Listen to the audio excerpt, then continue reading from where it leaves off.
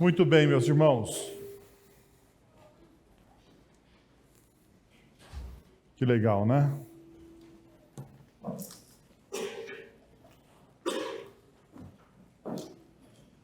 Muita gente. Coral, daqui a pouco a gente vai ter que aumentar essa plataforma do coral. Provavelmente vocês vão ter que vir para cá, eu tenho que diminuir o púlpito. Porque o pessoal do louvor está vindo para cá, vocês estão querendo vir para cá. A pergunta é: para onde eu vou? Cantar no coral. Para onde eu vou? Vocês estão de brincadeira comigo, né? Ah, Senhor. Mas está lindíssimo, está tudo muito bom, muito bom. Nossa equipe de adoração, nosso coral, nosso ministério de música e artes. Deus tem sido bom com a nossa comunidade nesse respeito. Oh, caramba, o que está acontecendo aqui? Aí. Muito bem. Vamos orar, meus irmãos? Antes de orar, crianças, tia Cá está lá no fundo, esperando vocês para o tempo onde vocês vão ter a mensagem do Evangelho na linguagem de vocês. Deixa eu só pegar a minha água aqui, né? É importante. Hoje pela manhã deu problema no ar. Vai que agora à noite dá de novo, né? A gente nunca sabe. Vou deixar a água por aqui. Então, crianças, saiam ali com a tia Cá para que ela possa conduzir vocês neste momento de adoração também, voltado para a idade delas. Vamos orar agora então, meus irmãos? Oremos. Pai, nós queremos te agradecer pelo teu amor em Cristo Jesus e por tudo que o Senhor fez até agora. Queremos te pedir, Pai, que apesar das nossas imperfeições, o Senhor receba a nossa adoração por intermédio de Cristo Jesus. Que o Senhor nos olhe, Deus, não pelos nossos pecados, mas pelas virtudes de Jesus sobre nossas vidas, Senhor. Nós te pedimos, Pai, que o Senhor nos abençoe, derrame da tua graça, da tua misericórdia, do teu amor, o Senhor fale aos nossos corações, porque nós precisamos ouvir a tua voz. Sendo assim, oramos em nome de Jesus. Amém. Hoje pela manhã nós começamos a estudar a última parte do texto de Marcos capítulo 7. E nós chegamos então praticamente ao meio do Evangelho. Meio do Evangelho. O clímax do Evangelho é Marcos capítulo 8. Mas capítulo 8 vai ficar para alguns meses daqui, ok? Porque no próximo final de semana nós começamos a nossa série de Páscoa. Vamos preparar a nossa igreja para a festa, ou melhor dizendo, para o momento mais importante do cristianismo. O momento mais importante do cristianismo não é o Natal, muito embora na nossa cultura o Natal seja hipervalorizado, né? Mas o momento mais importante do cristianismo é a Páscoa, é a morte e ressurreição de Cristo Jesus. Porque sem a morte e a ressurreição de Cristo Jesus, segundo o apóstolo Paulo, a nossa fé seria vã, sem objetivo algum. Jesus, se tivesse vindo, não tivesse passado pela morte, pela cruz, e não tivesse ressurgido ao terceiro dia, ele seria mais um líder religioso, mais um charlatão, mais alguém que teria seus seguidores, mas não faria diferença efetiva na vida de ninguém. Por isso, a festa da Páscoa é a mais importante. Então, a partir do próximo final de semana, nós vamos nos preparar, e é uma série de 4 domingos. Então, nós vamos passar pela Páscoa falando da Páscoa. Acabando a série da Páscoa, nós vamos entrar em uma série sobre família. E aqui está uma das coisas mais empolgantes, talvez, deste ano, para quem gosta de pregação do Evangelho, porque nós vamos pregar o livro de Cantares. Não inteiro, porque não vai dar. Serão 4 mensagens sobre família e casamento em Cantares. Em Cantares. Né? É aqueles livros que você sabe que está lá, mas que você nunca viu uma exposição bíblica sobre ele. A nossa equipe de pregadores aqui aceitou o desafio e nós vamos falar sobre Cantares na perspectiva familiar. 4 domingos, encerrando os 4 domingos, quase no final de maio nós retomamos o quê? O Evangelho de Marcos, ok? Então essa é a nossa programação, só para você saber que já está tudo preparado. Agora vamos orar para que Deus, confirme aquilo que nós já preparamos. Sendo assim, deixa eu te mostrar uma coisa. No texto que nós começamos a estudar hoje pela manhã, nós estudamos Marcos capítulo 7, do versículo 24 até o versículo de número 30, que é o texto da mulher sírio-fenícia.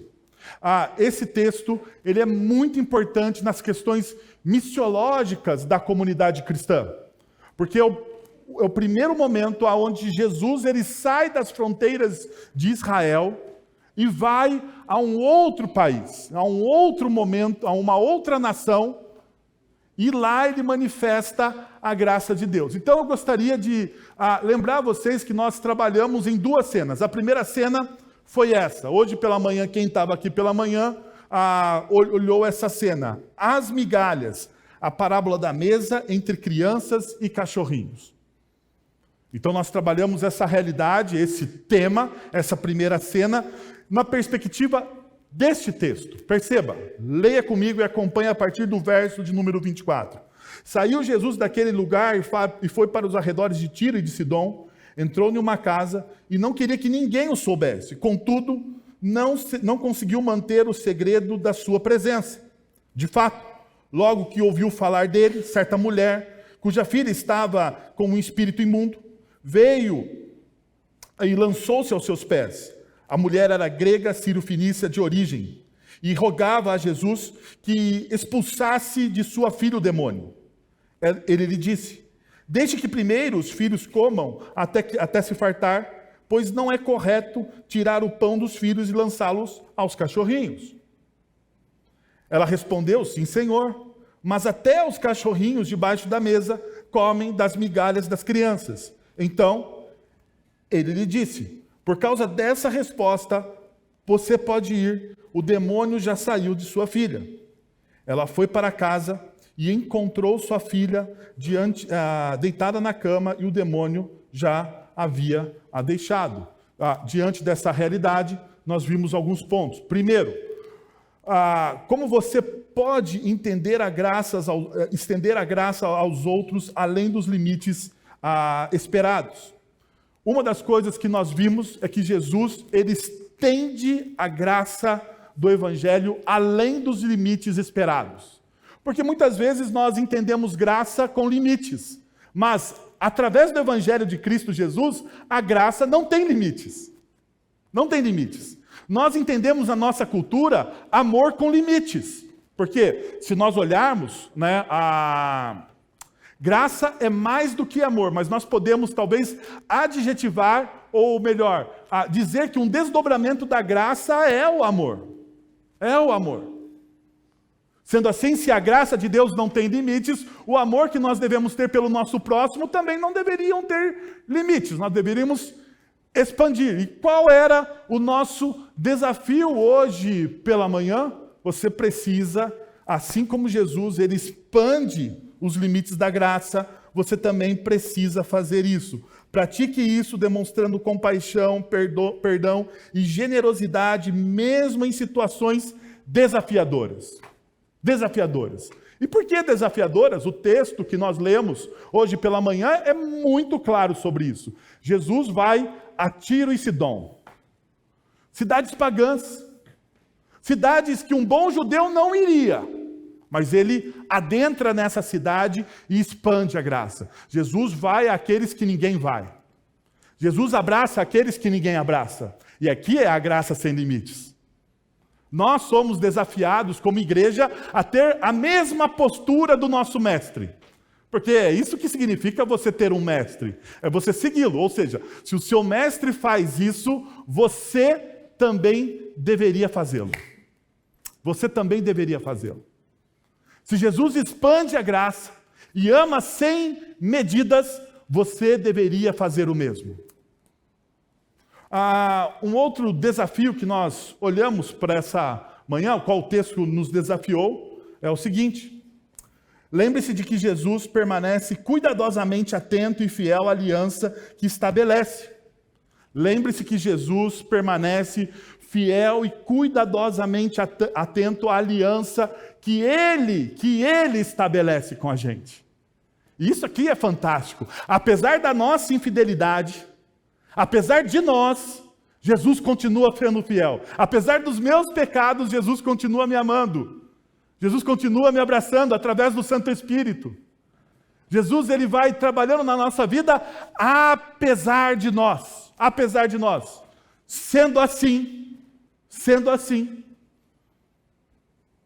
procure oportunidades para demonstrar interesse genuíno pelas necessidades e preocupações das pessoas ao seu redor, demonstrando amor e apoio. Da mesma forma que Jesus, quando estabelece uma aliança com você, ele se preocupa, ele cuida, ele nutre, você também deveria fazer o mesmo com as pessoas que estão ao seu lado. Porque veja, a aliança que Jesus tem com a gente é diferente da aliança que nós temos com os nossos irmãos. Ok? Mas a aliança que nós temos com nossos irmãos, ela prefigura o quê? Uma aliança que foi feita com Jesus. Ou seja, se você está em Cristo, você pertence a uma comunidade cristã. E Paulo, ele usa uma analogia fantástica para falar sobre igreja. Paulo não usa a analogia de uma empresa para falar sobre igreja. Perceberam isso? Muitas vezes a gente pensa que a igreja é uma empresa, né? Ou seja, você recebe membros, você treina membros, você potencializa os membros, mas eles não têm conexão nenhuma. Nenhuma. E você pode demitir os membros, mandar os membros embora. Mas não é assim. Paulo, quando ele fala sobre o que é uma igreja, a analogia que ele usa é a do corpo. É a do nosso corpo. Ou seja, não existe a possibilidade de demissão de um membro do seu corpo. Ou existe? Não existe. Quando isso acontece, é como se fosse uma amputação. É algo dolorido, doloroso, não natural, que se faz em momentos críticos da nossa saúde. Então nós retiramos algo para preservar a vida, mas é momento crítico. Caso contrário, todos nós somos partes de um mesmo corpo. Então, a aliança que Cristo tem com a gente deveria ser praticada e exercida no corpo de Cristo. Como? Nós podemos olhar uns para os outros, apoiar uns aos outros e demonstrar o nosso interesse por eles, criando uma aliança, um vínculo de amor e estendendo a família. Por fim, assim como a mulher sírio-fenícia pratica a assertividade sem direitos, e ela sabe sobre isso, nós olhamos, se você tem a curiosidade para o que é ser assertivo sem direitos, você precisa olhar a mensagem da manhã. Eu não vou repetir aqui, eu só estou dando a introdução para vocês. Assim como ela faz essa assertividade sem direitos, em vez de você se vitimizar diante dos desafios, busque com diligência aquele que pode oferecer o que você não merece.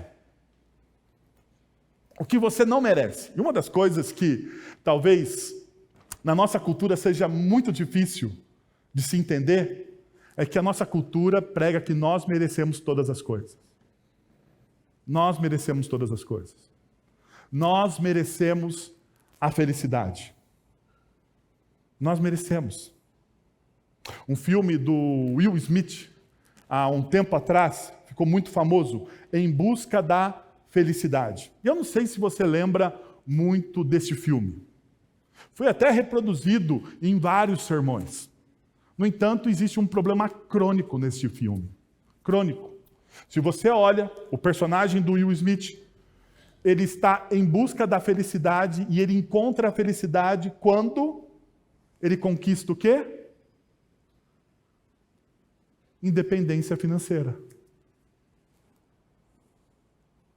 Quando ele conquista independência financeira, quando ele passa de ser um vendedor fracassado para se tornar um homem de sucesso no mercado, Então ali, no final do filme, ele tem o quê? Ele encontrou o quê? A felicidade. A pergunta é se de fato isso é felicidade para o Evangelho. Se é isso que o Evangelho expressa como ser feliz. Conquistar, todo mundo deseja. Não podemos tampar o sol com a peneira aqui. Todo mundo deseja. Liberdade financeira, hein? Quem não gosta de passar o cartão de crédito e não se preocupar com a fatura no final do mês? Não é verdade? Eu não sei vocês, mas uma das experiências mais fantásticas que o ser humano tem é sair de férias. Né? Porque parece que ao sair de férias o salário dobra. Né? Você faz coisas que você, no tempo normal de não estar em férias, você não faria. Porque afinal de contas você usa aquela desculpa: eu estou de férias. Não é? Mas ao final do mês o que acontece? A fatura vem e você percebe que toda aquela felicidade que você tinha foi reduzida a nada.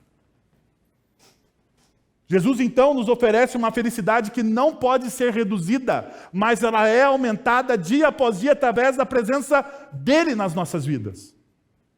Enquanto o mundo nos oferece felicidade efêmeras, passageiras, Jesus nos oferece uma felicidade concreta nele, que apesar das lutas, das dificuldades, dos dramas e dos nãos que ele mesmo nos proporciona, nós temos segurança de que ele nos ama.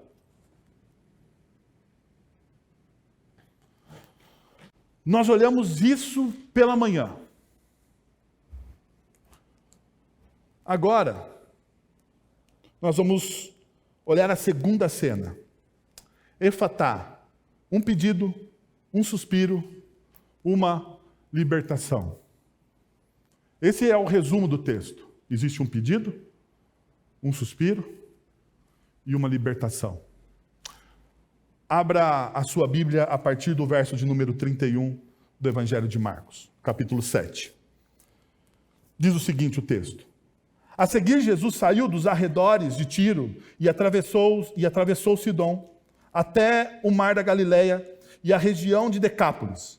Ali, algumas pessoas lhe trouxeram um homem que era surdo e mal podia falar, suplicando que lhe impusesse as mãos. Depois de levá-lo à parte, longe da multidão, Jesus colocou os dedos nos ouvidos dele. Em seguida, cuspiu e tocou na língua do homem. Então, voltou os olhos para o céu e, com um profundo suspiro, lhe disse: Efatá, que significa abra-se. Com isso, os ouvidos do homem se abriram, sua língua ficou livre e ele começou a falar corretamente. Jesus ordenou-lhes que não o contassem a ninguém. Contudo, quanto mais ele os proibia, mais eles falavam. O povo ficava simplesmente maravilhado e dizia: ele faz tudo muito bem. Faz até o surdo ouvir e o mudo falar. Mais uma vez nós vemos que Jesus ele não está nos limites de Israel. Ele continua fora. E ele continua estendendo a sua graça. Diferente do embate que ele tem com a mulher Ciro-Fenícia, nesse aqui ele ouve o pedido e ele faz aquilo que lhe é pedido. E eu gostaria de, nessa noite, retirar com vocês alguns princípios para a nossa vida, para a nossa caminhada cristã, sobre como nós devemos caminhar, à luz de Jesus, à luz do que Jesus faz, como nós devemos fazer. Porque você precisa se lembrar que esse texto de Marcos, ele é o texto da formação da comunidade cristã. Então, Jesus, ele ensina, perceba, através de discursos. Jesus, ele ensina através de histórias, parábolas. Jesus, ele ensina através do quê? De exemplo. É sempre isso que acontece dentro do ensino rabínico do primeiro século. O ensino rabínico do primeiro século não é como o nosso ensino do Ocidente, do século XXI, que você vai a uma sala de aula, Hoje você nem vai tanto a uma sala de aula, né? Você liga o seu notebook, coloca o seu fone de ouvido e assiste uma videoaula de um professor que talvez esteja gravada ou talvez ao vivo. Mas você fica em uma sala de aula em um ambiente de aula e o professor, ele despeja em você conhecimento. Mas muitas vezes o conhecimento que ele despeja, ele não lhe mostra o quê? Como isso funciona na prática. Como isso se desenvolve no dia a dia. Então Jesus, ele tem os princípios e discursos dele. Jesus, ele tem as parábolas, as histórias que ele conta para ilustrar os seus princípios. E ele tem o quê? Os exemplos de como ele realiza aquilo que ele ensina. E aqui está uma coisa importante. Nós precisamos retirar, neste momento, como Jesus ensina, como Jesus trabalha com as pessoas. Então perceba, primeiro, Jesus nos trata de maneira pessoal e compassiva, adentrando em nosso mundo. Jesus nos trata de maneira pessoal e compassiva. Eu não sei vocês, mas uma das experiências que eu mais detesto passar em relacionamentos é quando eu estou contando algo para uma pessoa e ela... Calma aí. Ixi, não está aqui. E ela está com o celular aberto. Não, acabei de achar o meu celular, mas eu vou ilustrar para vocês. Eu vou fazer como Jesus faz, né? Você está conversando com a pessoa, falando com a pessoa, e a pessoa está olhando para as mensagens e dizendo, O pior quando você é o líder de uma equipe ministerial e você está conversando com a pessoa e o seu pastor, alguma pessoa da sua equipe está olhando o celular dizendo, É uma das experiências mais desesperadoras. Não sei se você. Esses dias eu fui celebrar um casamento de uma pessoa querida, queridíssima. E lá estavam algumas, não costumo chamar de ex-ovelhas, mas pessoas que eu pastoreei na igreja anterior à qual eu pastoreava antes de chegar aqui para pastorear vocês. Eu estava lá, celebramos o casamento, depois teve uma recepção, e uma mesa com os jovens, estavam todos assim, todos olhando para o celular. Daí eu cheguei de fininho, falei assim, vocês estão conversando via WhatsApp? Vocês abriram um grupo dessa mesa aqui e estão conversando? Perceba que no nosso mundo a gente perdeu a pessoalidade das coisas. Perdemos. Nós vivemos extremamente distraídos. Você está em uma conversa, você está jantando com a sua esposa e você não tem coragem de desligar o seu celular. Percebeu isso? Você não tem coragem de desligar o seu celular. Jantar com a sua esposa é algo importante. Jantar com o seu marido é algo importante, com o seu namorado, seja lá, né, com o seu rolo, né? Nós estamos num ambiente tão plural hoje em dia na nossa sociedade. Não é algo importante. Estar à mesa não é algo importante. Estar à mesa com alguém não deveria ser uma das expressões mais pessoais que nós devíamos ter. No entanto, a nossa cultura não trabalha dessa forma. O importante é que Jesus nos ensina a ser assim. Perceba, olha o que Jesus faz no texto. Depois de levá-lo à parte, longe da multidão. Depois de levá-lo à parte, longe da multidão. Jesus recebe um pedido diante da multidão. A multidão chega, as pessoas chegam a Jesus e Jesus está com uma multidão em seu entorno. Lembrando que quando a Bíblia fala de multidão, ela fala de um número aí de cerca de mais de 1000 pessoas.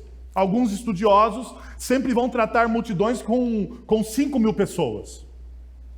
No entanto, nós não temos esse número exato. No entanto, para a Bíblia, para o autor bíblico dizer uma multidão, nós podemos imaginar que era muita gente. Muita gente. E essa multidão, Jesus poderia fazer uma simples coisa. Jesus poderia curar esta pessoa das suas deficiências diante da multidão. Mas Jesus não o faz. Não o faz. Jesus não expõe a pessoa. Jesus trabalha de maneira pessoal com a pessoa. Jesus chama a pessoa de canto. Jesus, ele tem reverência pela pessoa. Uma das coisas que a nossa sociedade perdeu foi a reverência pelo próximo. Perceberam? Perceberam? A gente perdeu a reverência pelo próximo. E uma das formas da gente perder a reverência pelo próximo é vivermos de maneira distraída. É não prestarmos atenção quando a pessoa está falando com você.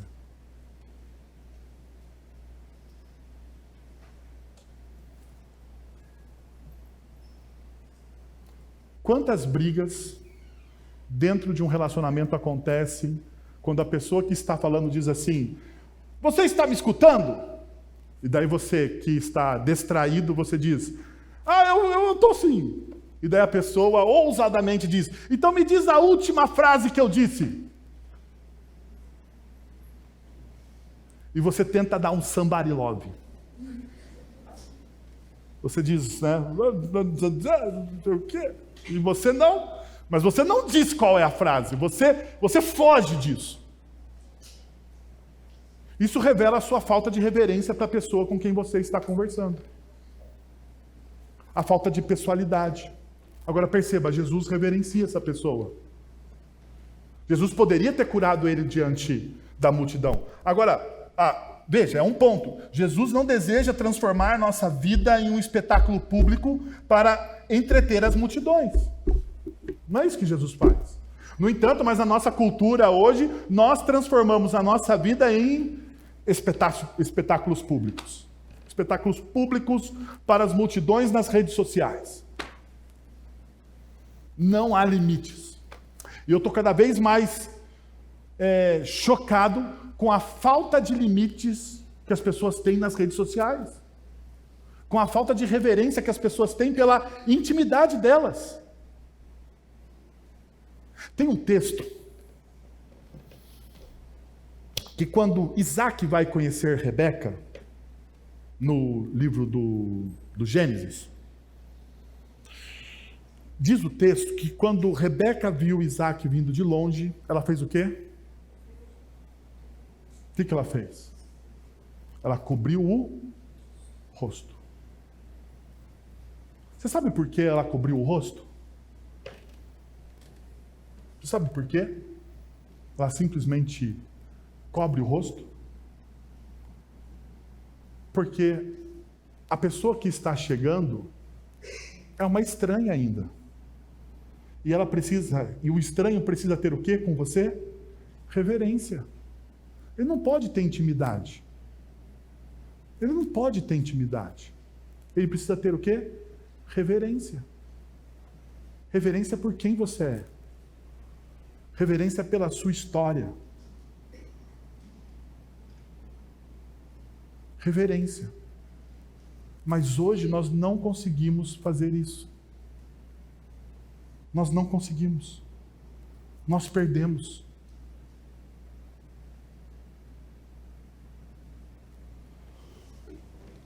Jesus, ele tem essa reverência com esse pobre homem. Uma outra realidade que você percebe no texto é que Jesus colocou os dedos nos ouvidos dele e em seguida cuspiu e tocou na língua do homem. Perceba, Jesus tem compaixão das nossas limitações e adentra a nossa realidade para que possamos compreender o que Deus está realizando em nós. O homem não conseguia ouvir Jesus e também era incapaz de se comunicar verbalmente com ele. Por isso, Jesus falou com ele na língua que ele poderia entender, a língua de sinais. Os dedos colocados em seus ouvidos e depois removidos indicam: vou restaurar a sua audição. O ato de cuspir e tocar na língua do homem significa: vou restaurar a sua capacidade de falar. O olhar para o céu transmitia a mensagem de que somente Deus era capaz de realizar aquilo por ele. Jesus queria que o homem compreendesse que não era magia, não era uma artimanha, mas que era simplesmente a graça de Deus transbordando e curando a vida dele. Jesus, ele tem a preocupação, ele tem a compaixão de compreender o quê? As nossas limitações. Um ato de amor é você entender as limitações dos outros. E nós somos bons nisso, não é verdade? Nos nossos relacionamentos. É ou não é? Nós somos excelentes em compreender as limitações das pessoas que estão ao nosso redor. Eu fico embasbacado com isso. Não é verdade?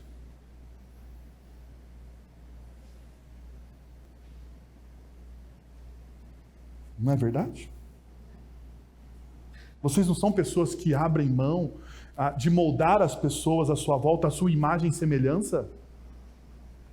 Você não olha para a pessoa e diz assim, não, essa pessoa, ela não consegue fazer isso, ela tem uma limitação. Porque todos nós temos limitação, então ao invés de nós julgarmos a limitação dessa pessoa, nós podemos celebrar as limitações dessa pessoa. Não é isso que nós fazemos?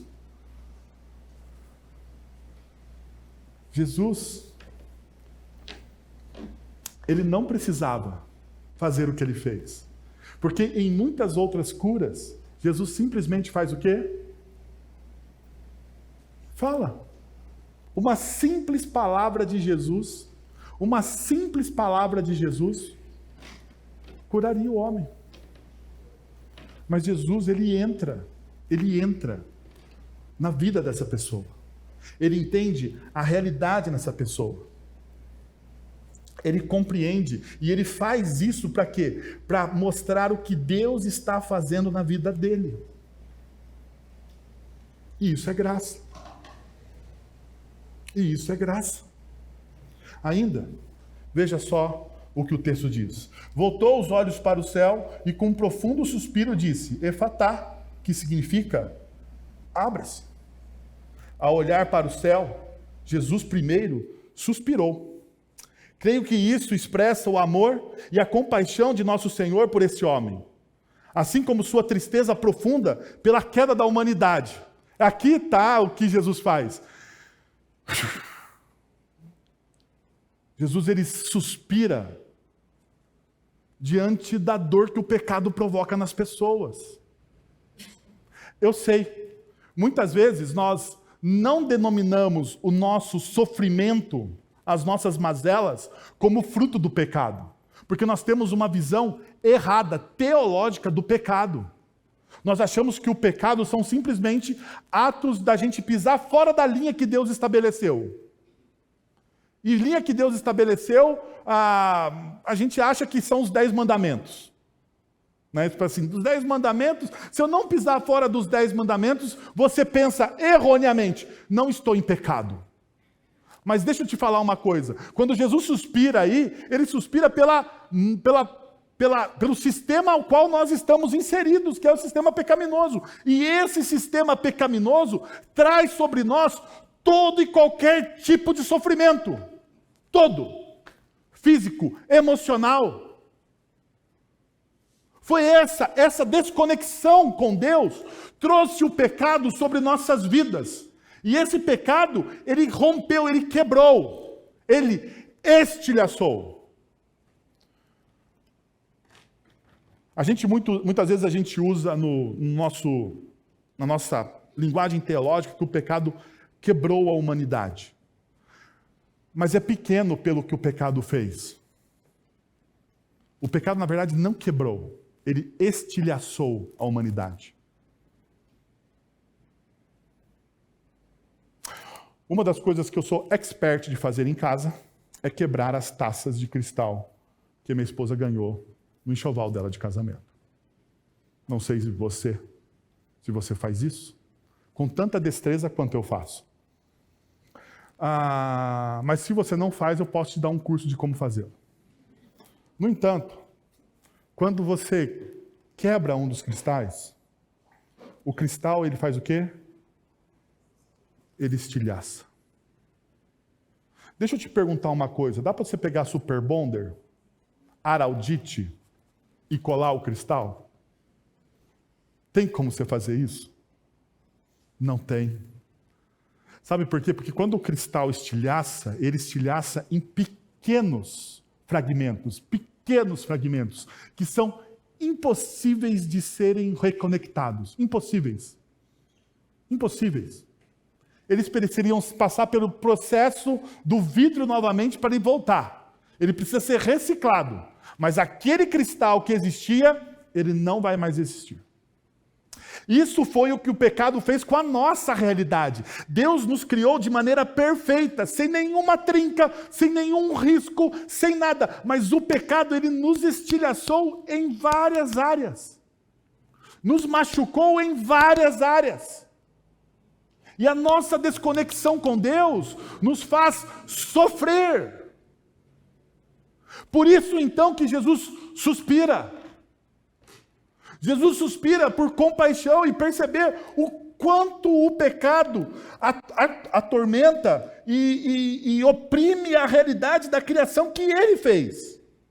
Perceba, então, o suspiro de tristeza, um suspiro de tristeza, pois todo o nosso sofrimento decorre da raiz da nossa desconexão com Deus, o pecado. Todo o nosso sofrimento decorre, todo o nosso sofrimento decorre da nossa desconexão com Deus. Todo e qualquer sofrimento. No final desse texto, Jesus diz o seguinte: com isso, os ouvidos do homem, melhor, o evangelista relata, com isso, os ouvidos do homem se abriram, sua língua ficou livre e ele começou a falar corretamente. A melhor tradução seria: o grilhão da sua língua foi solto. A sua língua ficou livre. A melhor tradução seria: o grilhão, aquilo que o aprisionava, foi quebrado.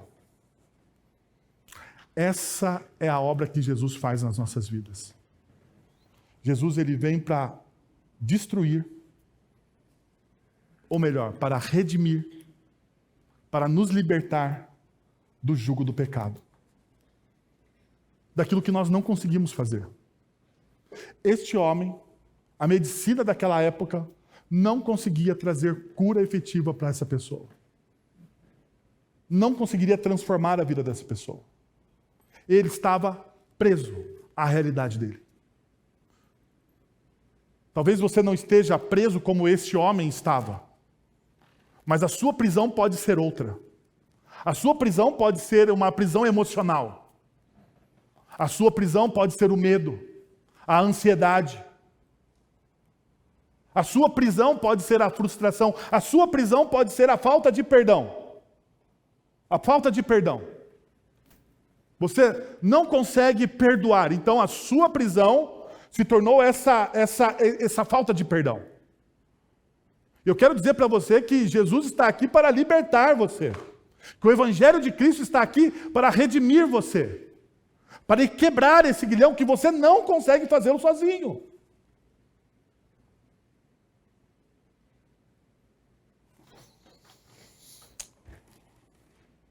Mas existe uma outra realidade que esse texto também nos mostra.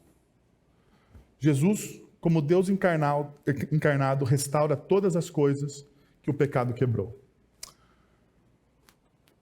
Jesus, ele vai restaurar todas as coisas que o pecado quebrou. Perceba o que o texto vai dizer.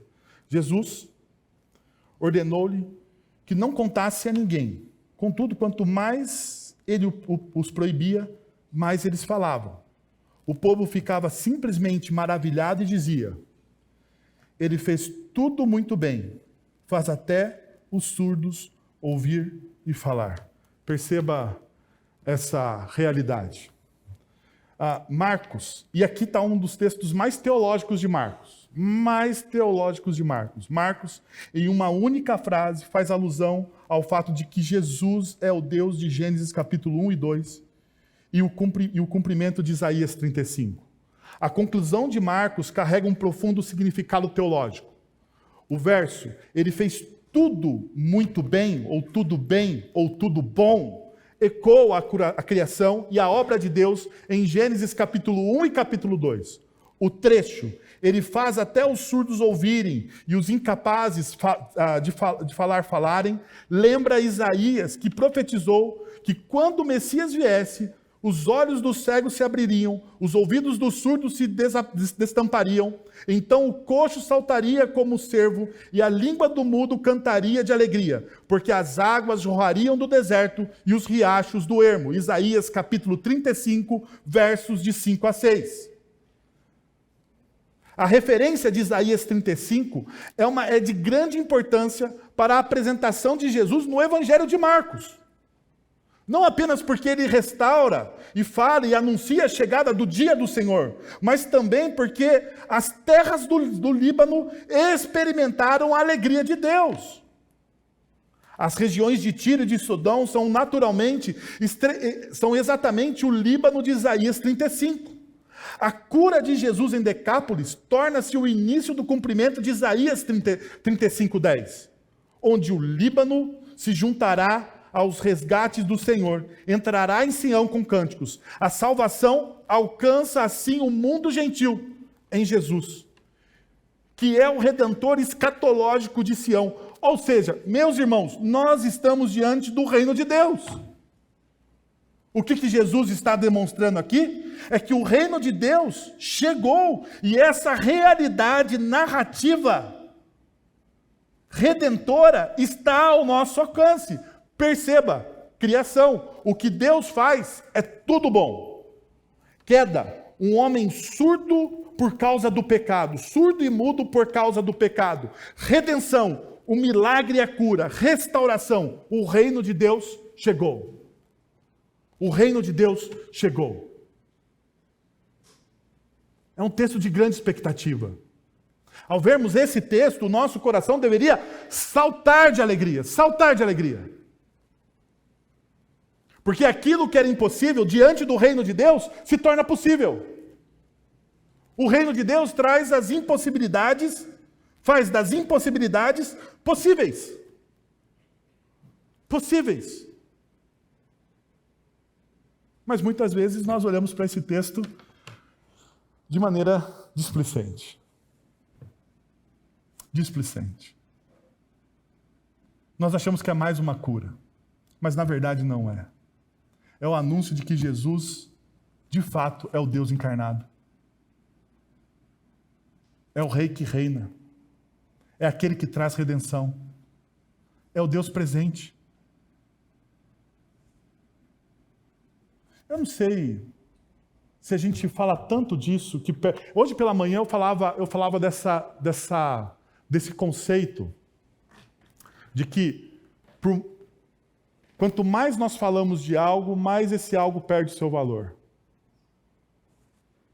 Sabe? Quanto mais é aquela coisa, é aquela situação na nossa vida que as coisas entram no automático. Sabe o automático? Você faz porque você tem que fazer e você perde o prazer de fazer. Você perde o prazer de fazer. Você faz porque você tem que fazer. Mas se você perguntar, você tem prazer nisso? Você não sabe responder. Talvez isso aconteça com a gente dentro da espiritualidade cristã. A gente vem à igreja, domingo após domingo. Nós ouvimos a mensagem do Evangelho, domingo após domingo. Nós ouvimos sobre a graça de Deus, domingo após domingo. E aquilo perde o brilho. Falar que o reino de Deus chegou não aquece mais o nosso coração. Falar que Jesus é o Deus presente não muda mais a perspectiva dos nossos casamentos, nem da criação dos nossos filhos. A pergunta é: o que aconteceu com a igreja? O que aconteceu com a gente? Hoje nós cantamos aqui e maravilhosamente, quero voltar ao início. Quero voltar ao início. Quero voltar ao início de tudo, encontrar-me contigo, Senhor. Quero rever o quê? Os meus conceitos. Eu acho que a gente precisa rever os nossos conceitos.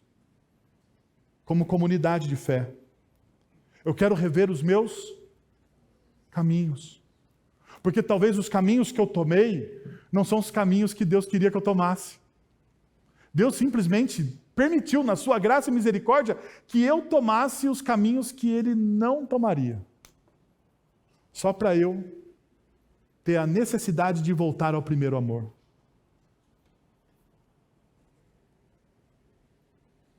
Jesus nos convida a essa realidade hoje. Mas existe um último ponto que eu gostaria de compartilhar com vocês. Eu não gostaria que vocês saíssem daqui sem ele. Assim como uma mãe e bons amigos, seja também um intercessor. Tem algo que liga os dois textos de maneira muito importante. Muito importante. Perceba. Tanto no primeiro texto da mulher sírio-fenícia, quanto no texto do mudo surdo, em ambos os momentos nós temos o quê? Intercessão. Em ambos os momentos nós temos intercessão.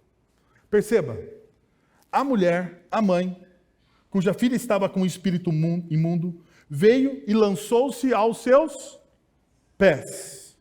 Lançou-se aos seus pés. Não é uma atitude de adoração, é uma atitude de submissão. Submissão.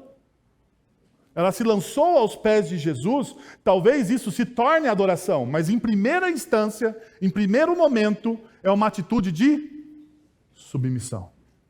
A mulher se lança aos pés de Jesus. E ela então roga, suplica, pede, rasga o coração pela filha dela. Rasga. Afinal de contas, um demônio possuía uma criança. Deve ser algo terrível, terrível, inimaginável, inimaginável. No segundo texto, perceba,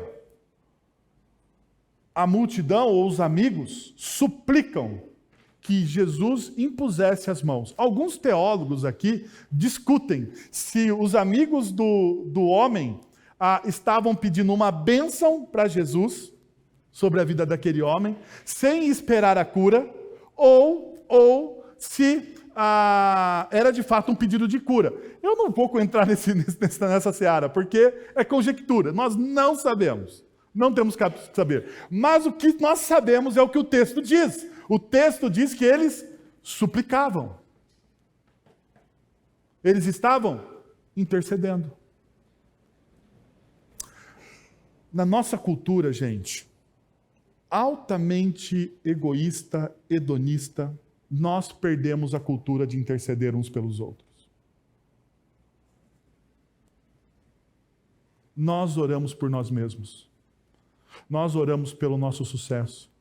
Nós oramos pelas nossas listas de coisas, infinitas coisas. Deus aparece um marketplace gigante, um supermercado, que através das nossas orações nós acessamos as prateleiras. Eu tenho aqui a prateleira da área financeira, eu tenho a prateleira de relacionamentos, eu tenho a prateleira de educação de filhos, eu tenho a prateleira de paciência com a esposa, com o esposo, eu tenho a prateleira de paciência com o chefe. Então a gente tem prateleiras para tudo quanto é canto no nosso marketplace gigantesco que é Deus. E nós, através da oração, nós fazemos o quê? Acessamos aquilo que nós precisamos. Mas a oração E a intercessão não é para isso. É você se colocar diante de Deus as pessoas que precisam serem colocadas diante de Deus. Tem um missionário que escreveu um diário, o David Brainerd, e ele diz o seguinte: Deus me capacitou para lutar ardentemente em intercessão pelos meus amigos ausentes da presença de Deus. Eu acho que a minha alma nunca esteve em tamanha agonia. Eu não me sentia calmo, pois os tesouros da graça divina estavam abertos a quem? A mim. A mim. O David Bryan diz. Eu já experimentei da graça. Eu já experimentei. Eu lutei pelos meus amigos ausentes, pelas almas, pelas multidões e por muitos que eu pessoalmente considerava filhos de Deus. Em muitos lugares distantes. Eu permaneci neste estado de agonia desde o meio-dia até o anoitecer. Deixa eu falar uma coisa bem séria com você. Todos nós amamos alguém que não conhece Cristo ainda. Todos nós. Todos nós. É ou não é? Todos nós. A todos nós, a graça de Jesus foi revelada. A graça de Deus em Jesus foi revelada, não foi? Todos nós, através de Cristo, experimentamos a graça.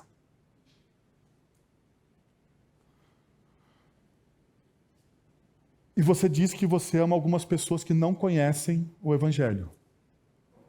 Será que o seu coração não deveria arder em incômodo por isso? E você não deveria interceder por essas pessoas? Não é você se tornar um cara, porque assim, como que começa o evangelismo? Deixa eu te dizer como é que começa o evangelismo, e tem missionário aqui na nossa igreja que pode nos dizer isso de maneira muito mais prática do que eu. O evangelismo começa com a intercessão. É assim. Então, pai, se o seu filho está longe do evangelho, você precisa começar a dobrar o seu joelho por ele. É isso. Você precisa começar a interceder por ele. Dia após dia, noite após noite. E interceder de verdade. De verdade. Com incômodo. Com incômodo. Não é cair em uma oração mecânica. É você insistentemente. Lembra da parábola da viúva inoportuna? Que Jesus conta? É exatamente isso. É insistente. Por que ela ganhou o favor do juiz? Porque ela fez o quê? Insistentemente. Foi lá e intercedeu. Pediu. Falou. Insistentemente. O nosso coração não arde por isso.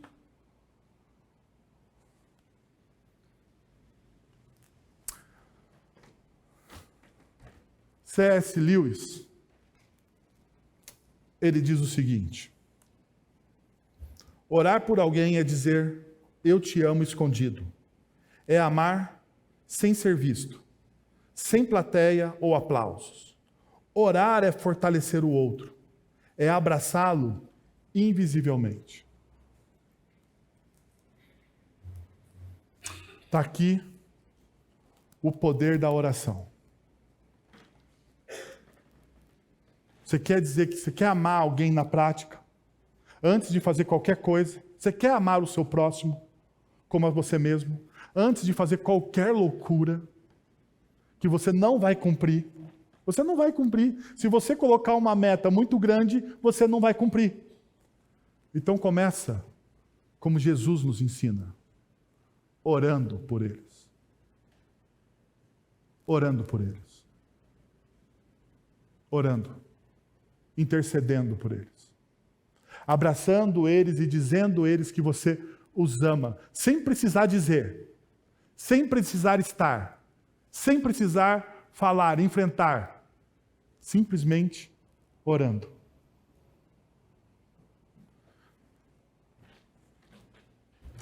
Deixa eu te trazer 3 desafios e a gente encerra.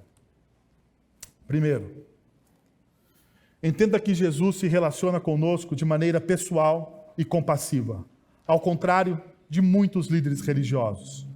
Ele se interessa por você e está disposto a entrar no seu mundo, compreendendo suas limitações e necessidades individuais. Saiba disso, saiba que Jesus está entrando no seu mundo, que o reino de Deus chegou para você na pessoa de Jesus. Que Ele compreende todas as suas limitações. Ele não é indiferente a você. Segundo, em Jesus encontramos restauração em todas as áreas afetadas pelo pecado, seja na esfera emocional, física e financeira, ou em qualquer outra área. Podemos confiar na capacidade de Jesus para restaurar e renovar tudo o que foi quebrado. Tudo o que foi quebrado, Jesus pode renovar. Tudo o que foi quebrado, Jesus pode transformar. Tudo o que foi rompido, Jesus pode reconciliar. Eu quero convidar você a colocar as áreas quebradas da sua vida diante de Jesus, nessa noite. Por fim, ore por aqueles que você ama, pois orar é o primeiro ato concreto de amor. Torne-se um intercessor pelas vidas dos seus cônjuges, filhos, parentes e amigos. Você quer o primeiro ato de amor? Quando alguém ora por você.